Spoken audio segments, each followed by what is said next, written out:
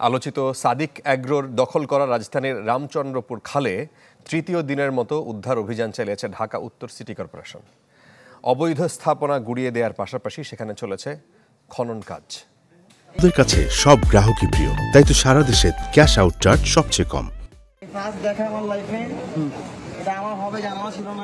একটি ছাগল নিয়ে ব্যাপক জল ঘোলা হওয়ার রেশ ধরে রাজধানীর রামচন্দ্রপুর খালে জল ফেরানোর অভিযানে নেমেছে ঢাকা উত্তর সিটি কর্পোরেশন। খালটি দখল করে গড়ে তোলা আলোচিত সাদিক অ্যাগ্রোর স্থাপনা ভাঙার পর চলছে খনন কাজ। ডিএনসিসি জানায়, অবৈধ স্থাপনা সরাতে দুদিন সময় দিলেও আমলে নেয়নি সাদিক অ্যাগ্রো। গতকালকে সারাদিন সময় দেওয়া হলো, ওনারা নিজেরা ভাঙলেন না, ওনারা এসে আবার আজকে সময় চাচ্ছেন।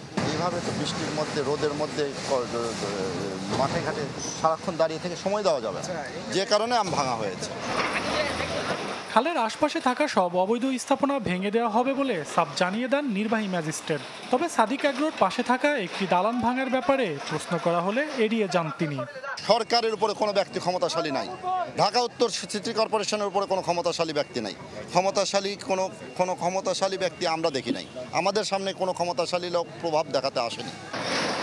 অভিযানের তৃতীয় দিনেও দেখা যায়নি সাদিক অ্যাগ্রোর মালিক ইমরান হোসেনকে। সজল সাইক, চ্যানেল 24, ঢাকা।